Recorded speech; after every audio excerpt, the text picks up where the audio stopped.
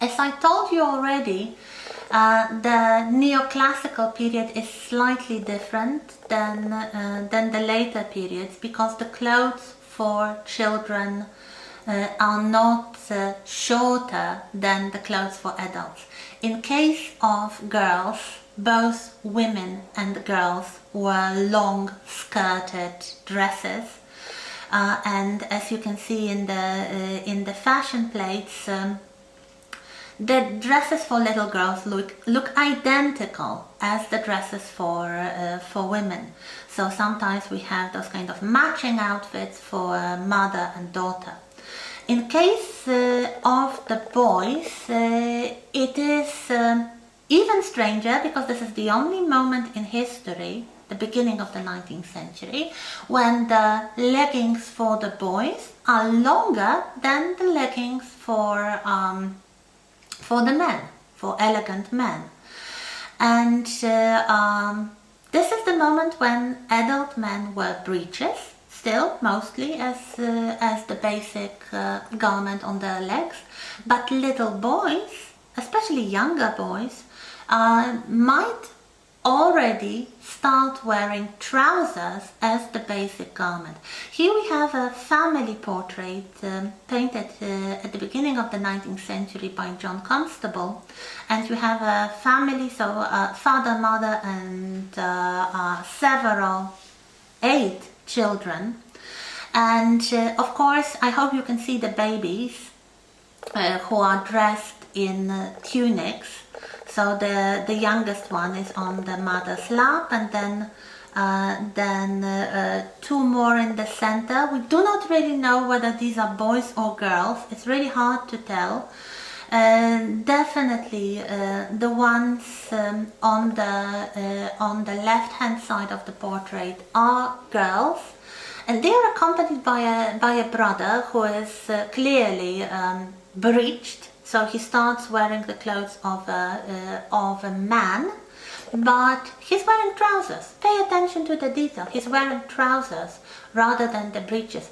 We do not see the legs of his father and an older brother, but I would expect they would be wearing breeches or perhaps pantaloons, but definitely not trousers. But this little boy is wearing trousers.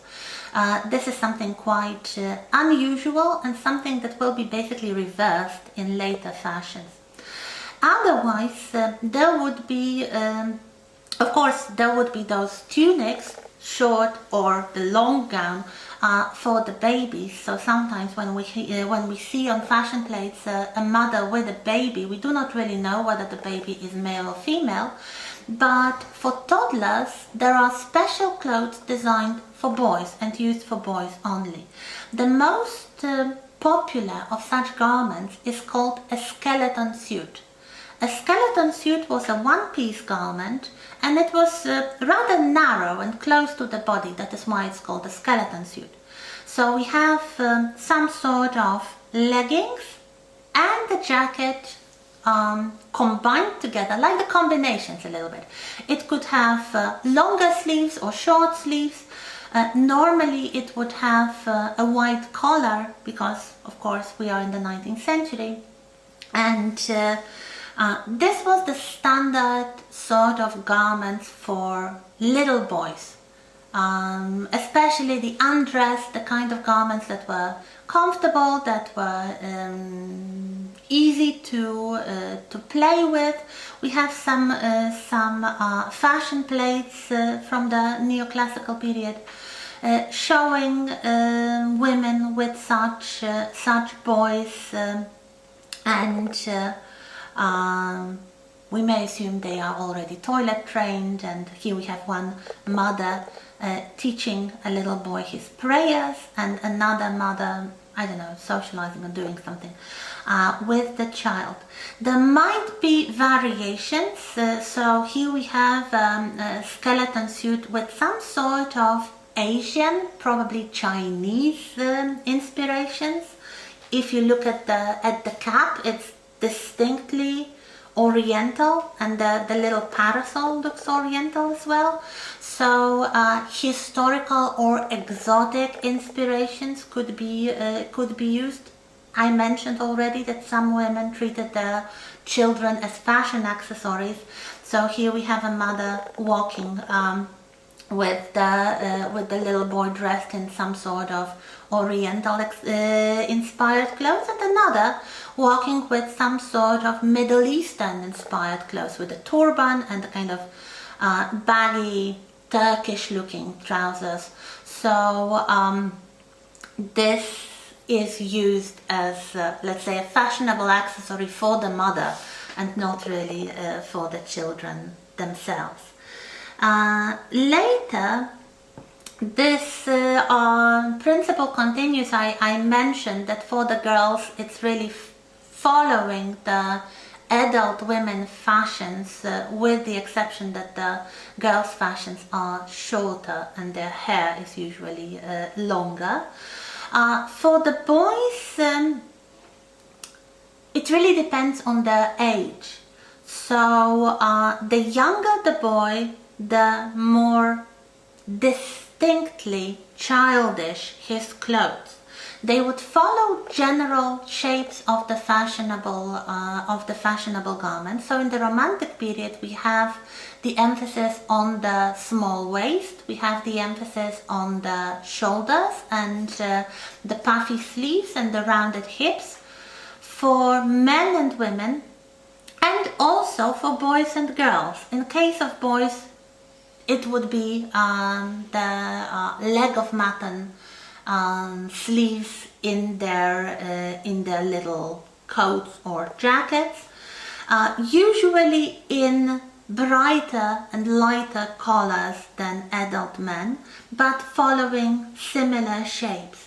So here we have some fashion plates from the Romantic period, and as you can see, the younger the child, the more, I would say, feminine in inverted commas, or distinctly childlike the costume is.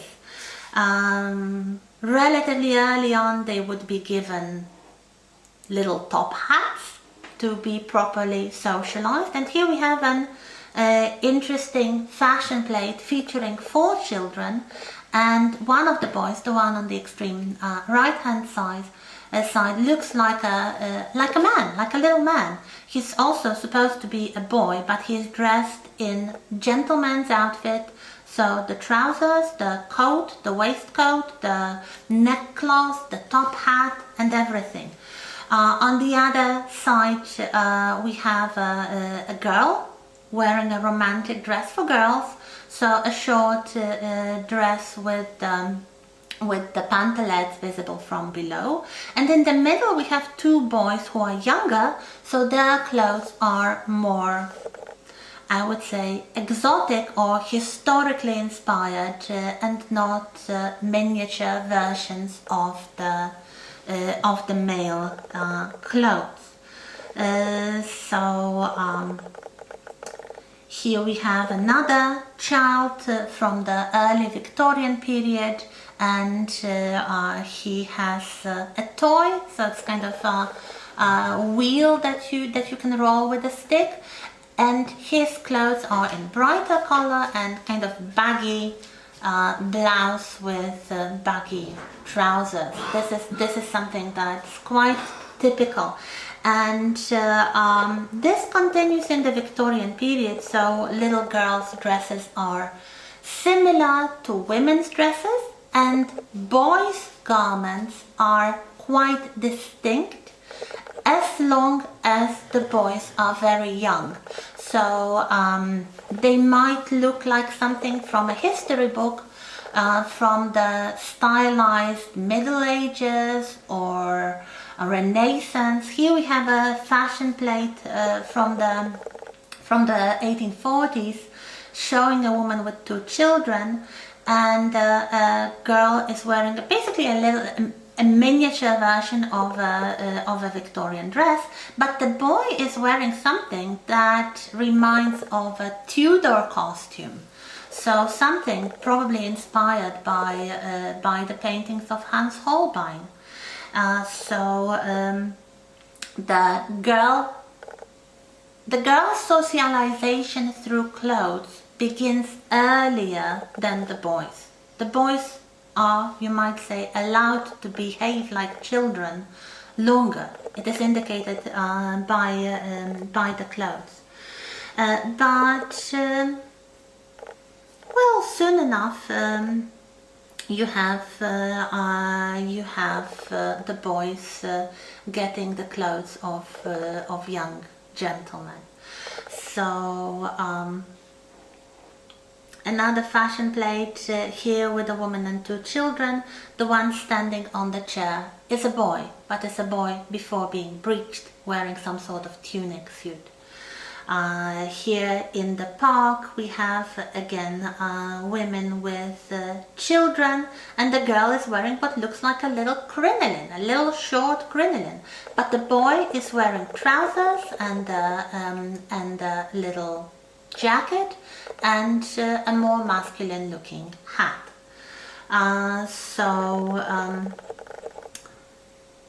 Sometimes you cannot really say whether the child is a boy or a girl. Like here in 1861, one of those Polish patriotic fashion plates.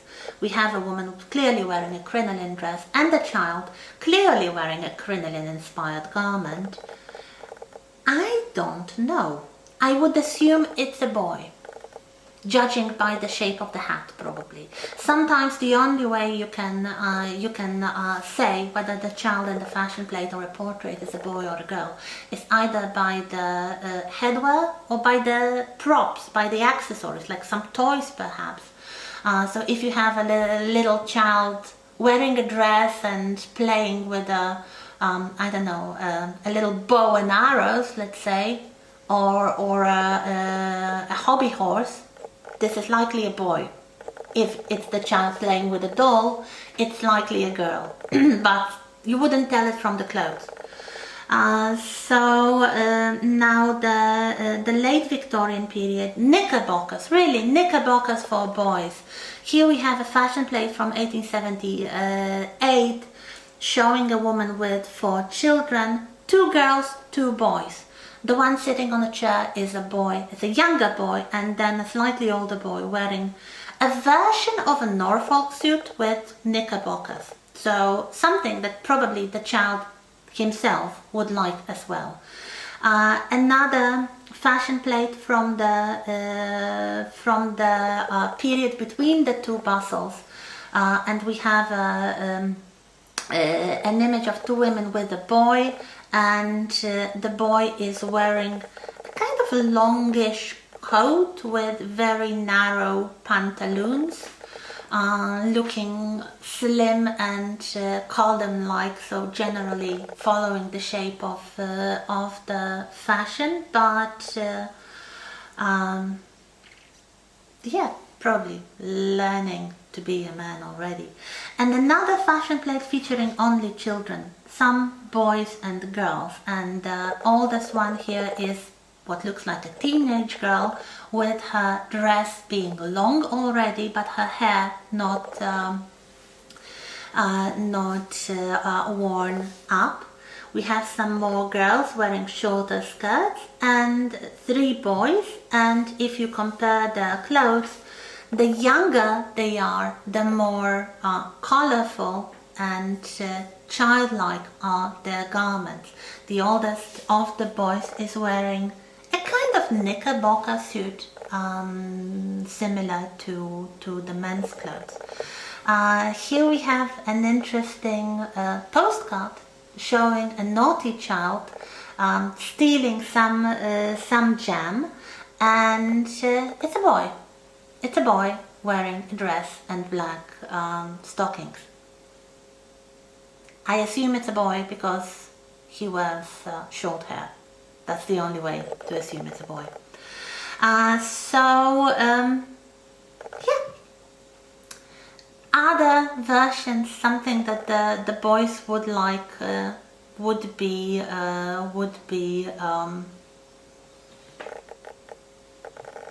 small versions of men's garments, or let's say public school uniforms like Eton school uniform. Kilts were quite